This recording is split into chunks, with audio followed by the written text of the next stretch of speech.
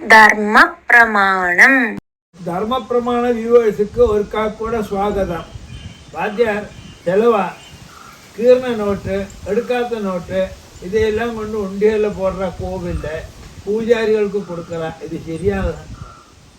கோவிலில் சிலவ எடுக்காத நோட்டுகள், கீர்ண நோட்டுகள், பேன் பண்ண நோட்டுகள் இப்படியெல்லாம் போய் அப்படியே உண்டியலில் போட்டுட்டு வரா.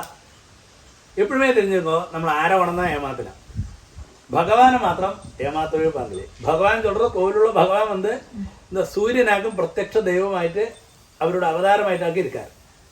அப்போ அவர்கிட்ட ஆகர்ஷணம் பண்ணிட்டாக்கும் அந்த സ്വരൂപം அங்கே விக்கிரக ரூபத்தில் இருக்கா, தியான ஸ்லோகத்தில் அடிസ്ഥാനத்தில். அப்போ இவன் எங்கெல்லாம் போய் என்னெல்லாம் செய்கிறான், எங்கெல்லாம் போய் ஒளிஞ்சுட்டு இருக்கான்னு எல்லாம் அந்த சூரிய பகவான் அங்கேருந்து அந்த சன்ரைஸினாலேயோ அதில் பார்த்துட்டு இருக்காரு. அப்போ இவன் கீர்ண நோட்டை போய் அங்கே உண்டியில் போடுறது இதெல்லாம் தேவகோபத்துக்கும் പിതൃകോപം മനുഷ്യകോപം 3 കോപങ്ങൾക്ക് ആളാകും. അപ്പോൾ ഒരു കാലം இப்படி ചെയ്യப்பாങ്കിലേ അതുമാതിരി கோவிலில் பூஜாரிக்கெல்லாம் எடுக்காத நோட்டுகள் கொடுக்கறது அப்படியெல்லாம் செய்கிறதெல்லாம் இவன் எதுக்கு வேண்டி செய்கிறான்? நன்மைக்கு வேண்டி.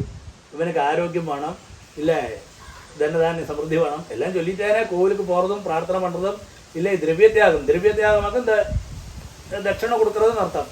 அதை கீர்ண நோட்டாக கொடுக்கறதும், இல்லை வாத்தியாருக்கு, இல்லை பூஜாரிக்கு, கோவில் அர்ச்சகர் அவருக்கெல்லாம் இந்த எடுக்காத நோட்டுகளை கொடுக்கறது, கீர்ண நோட்டுகளை கொடுக்கறது, അഴുക്കാന നോട്ടുകൾ കൊടുക്കறது ഇതൊന്നും ഒരു കാലം ചെയ്യാതുമ്പോൾ അതെല്ലാം തെറ്റായ കാര്യമാക്കും.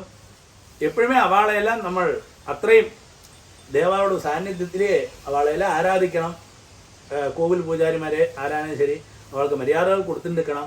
അതോട് ശരിயான ശാസ്ത്രവും വിധി.